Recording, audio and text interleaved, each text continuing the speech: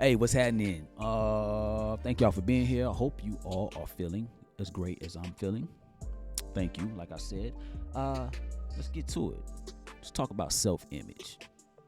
How do you view yourself? Do you view yourself highly or lowly or somewhere in between? Now, what is self-image, you ask? Well, self-image is the idea that one has of their abilities, appearance, and personality. It's basically the mental picture that we have of ourselves, right? Self-image, your self-image is pertinent when it comes to success or failure, because you can't reach any ideal higher than your self-image. We've all heard the saying that whether you believe you can or can't, you're right, and that's true. Now, years ago, I picked up this book, went and bought this book and read it. I don't know what prompted me to buy this book, but it's one of the better self-help books that I've ever read. And trust me, I've read a lot of self-help books because over the years I've needed a lot of self-help. Just being honest.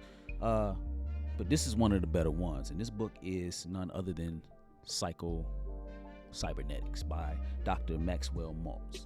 Now, Dr. Maxwell Maltz was a plastic surgeon, and during his practice, he observed that his patients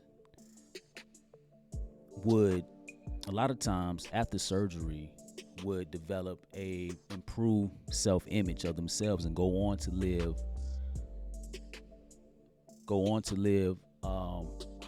more successful, fulfilling lives due to their physical deformity or defect that they had being removed by Dr. Maltz. On the flip side of that, though, he also noticed that some patients, even after surgery with an improved appearance, did not develop a positive self-image of themselves. They stayed the same. They still had the negative view that they had before the surgery. They still viewed themselves as ugly or unattractive or what have you. And that showed Dr. Maltz that beauty was more than just skin deep. It was deeper than the skin. It was mental, so to speak.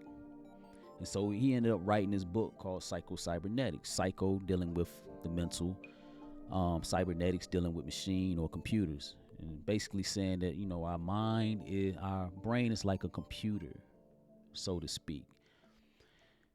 And your self-image is the software that goes into it, that operates it. And you can change your self-image. And in this book, he goes through a lot of different practices about how to change, improve your self-image if you have, a negative self-image of yourself. And I encourage you to read it if you haven't read it, because like I said, it's a really good book. And it has a lot of great information in it. And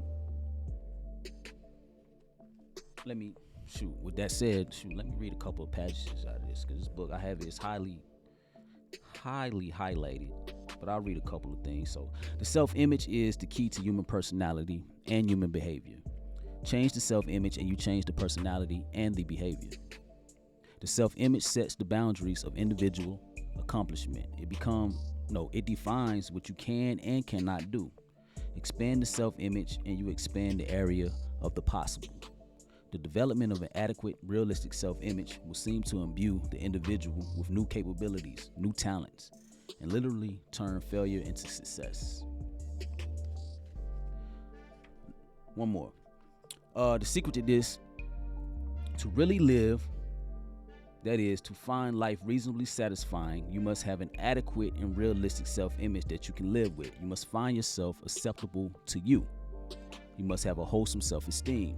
You must have a self that you can trust and believe in.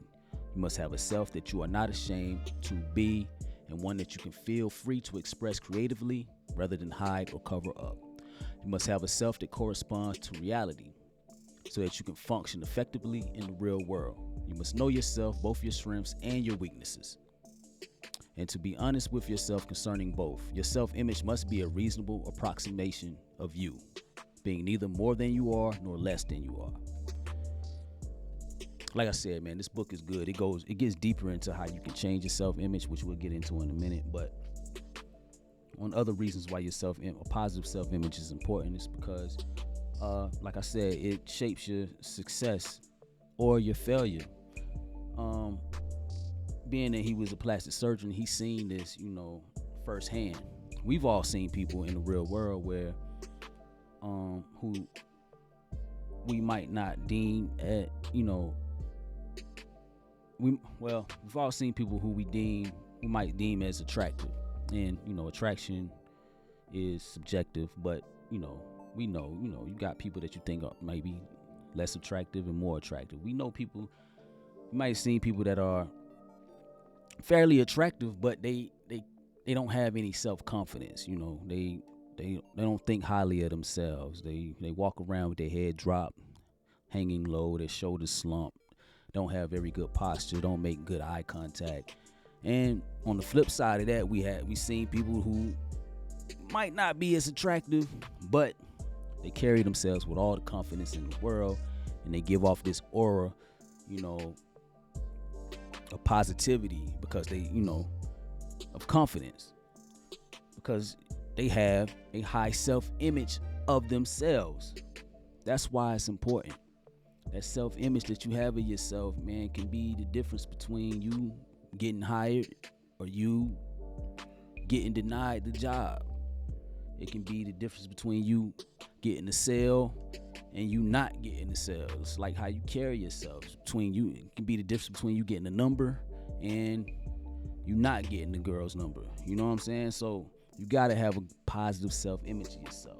Now, let's talk about how you can go about changing your self-image if you have a negative self-image of yourself. One, you got to change what story are you telling yourself. You got to change the story that you're telling yourself, because like I said, like if you believe you can or you believe you can't do something, like you're right about it. And so you got to talk to yourself and think positively and talk to yourself better. So one is like changing the way you talk to yourself, affirmations, positive thinking. All of that stuff sounds kind of like woo-woo and whatever, but it works. It works. Your subconscious is active all the time. So whatever you're feeding yourself, what are you looking at, you're listening to, anything that you're consuming visually and through your ears, it's affecting your subconscious, even your own thoughts. So you got to talk to yourself positively. You got to love yourself more. Stop saying negative shit to yourselves. Believe that you can do it. Like this person did it, you can do it. But don't compare yourself to others. That's another thing. Stop comparing yourself to other people. Only compare yourself to yourself, to what you've done, in the past. Compare yourself to that person in the mirror. Stop comparing yourself to others, because that can have a negative effect on you. We all have our separate paths in life. So stop comparing yourselves to others and start talking to yourself better.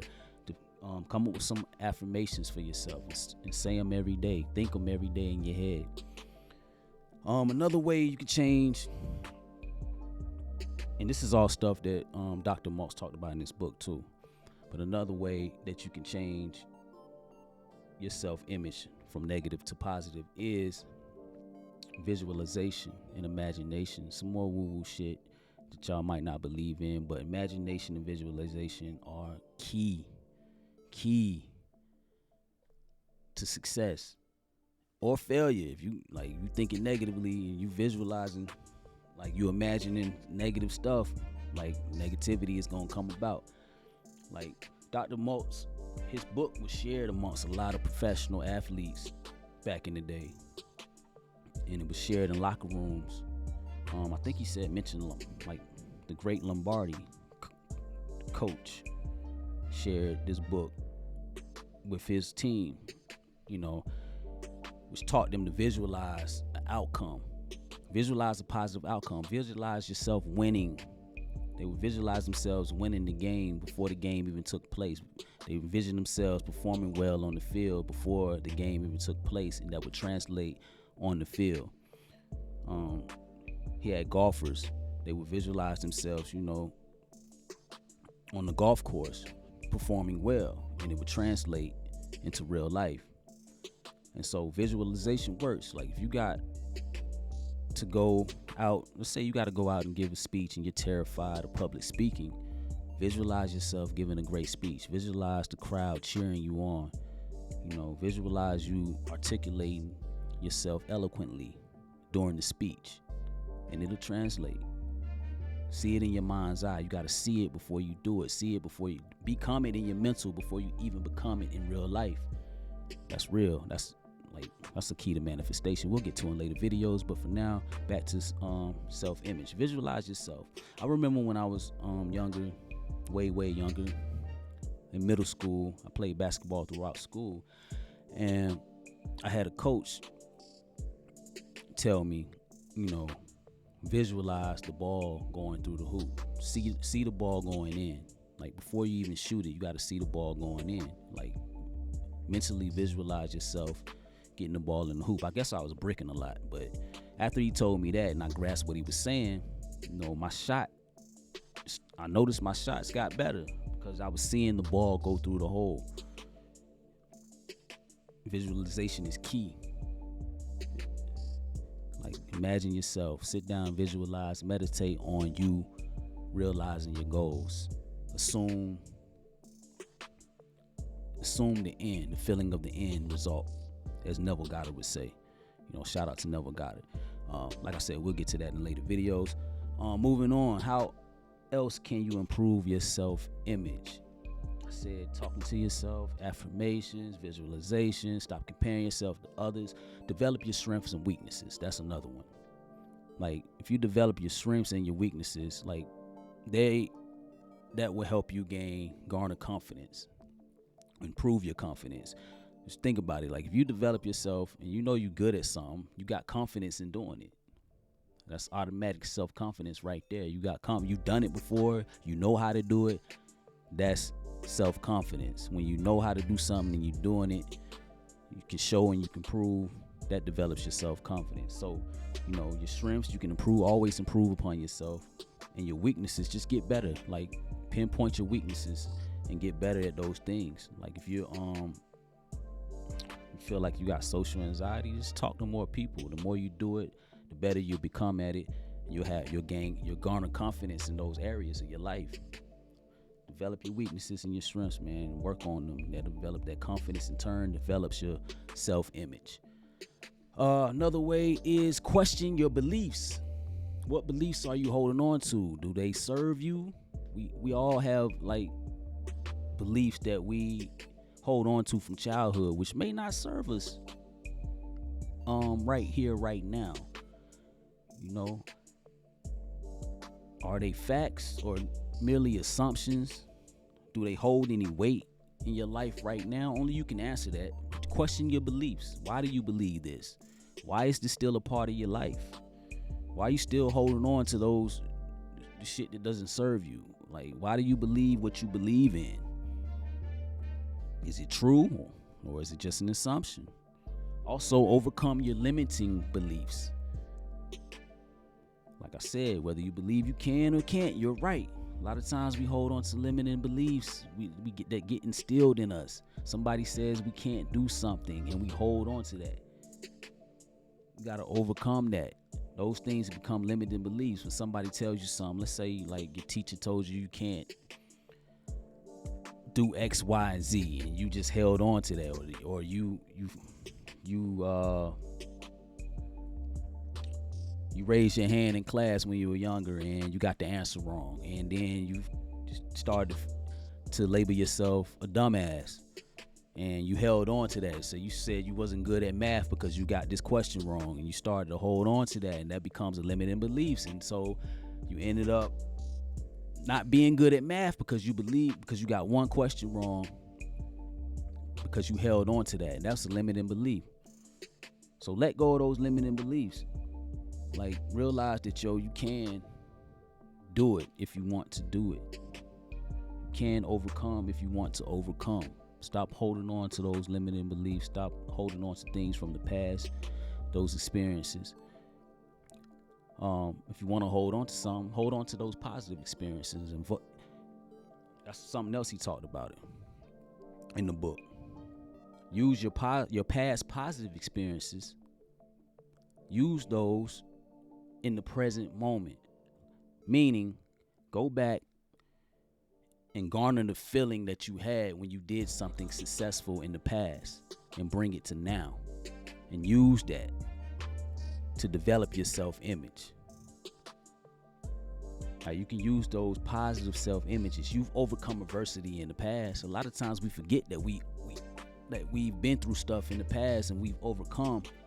And anytime some adversity comes our way in the present, we tend to forget and we be like, how are we gonna get through this? Not knowing that, you got past experiences to rely on, to lean on. Like you did this in the past. You've been through worse in the past and you overcome it. Stop forgetting that.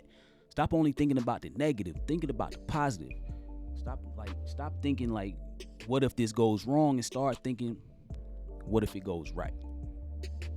Just change your thought process, your pattern. Sometimes it's deeper than that. Sometimes we may need to get therapy with some of our beliefs or some of that. But for the most part, we can change our self-image just by changing our beliefs, changing the way we think, changing the way we talk to ourselves, by visualizing and developing our confidence in areas. And like I said, I would encourage you all to pick up this book if you want a good self-help book. It's a classic. It's a bestseller. It's one of the better self-help books that I've read. It is Psycho-Cybernetics. Psycho, dealing with the mental. Cybernetics, dealing with computer or machines.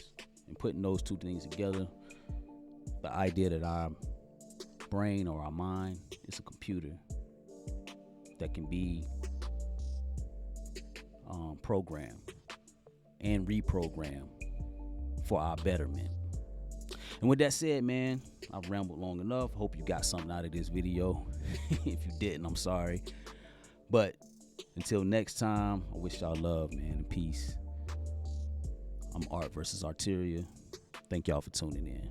Until next time.